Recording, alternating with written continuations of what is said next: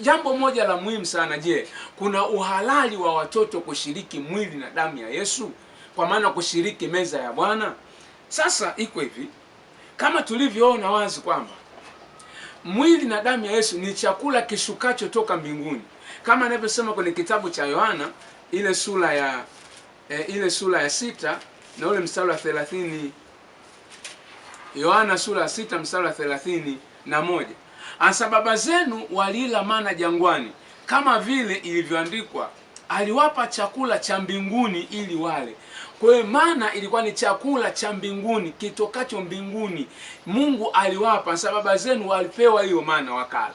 Wana hao wa Israeli wakati wanatoka Misri walipita mahali pagumu hamna chakula. Wakapewa mana ambayo ni chakula kishukacho toka mbinguni. Swali moja kujiuliza hivi, je, watoto walikula mana kipindi kile cha Israeli ya mwilini? Walikula ile mana? Jibu lake si kwamba wakula, jibu lake walikula ile mana.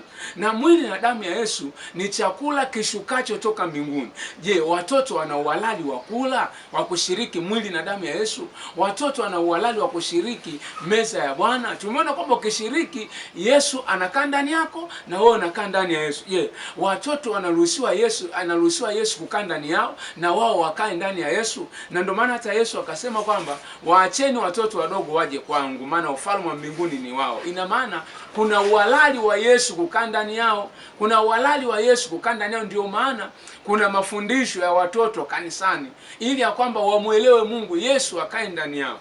Haya, tumesema ukishiriki mwili na damu ya Yesu unapokea uhai. Je, kuna uhalali wa watoto kuwa na uhai ndani yao? Jibu ni ndio. Sasa kwenye kitabu cha Waebrania sura ile ya 2 na ule mstari wa 14 nasoma.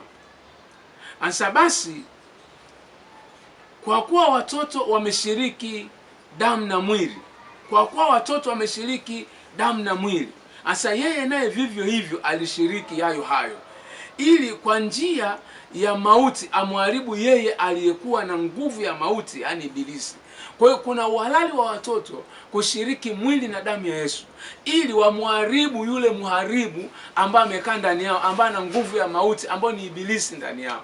Tuliangalia kwenye masomo episode zilizopita kwa habari ya watoto kuzaliwa na nafsi mfu.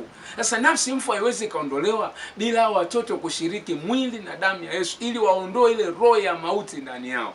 Kwa hiyo kuna uhalali wa watoto kushiriki mwili na damu ya Bwana Yesu, ili wawe na uzima, ili wawe na baraka, ili Yesu akae ndani yao, ili wawe na uhai wa Mungu ndani yao.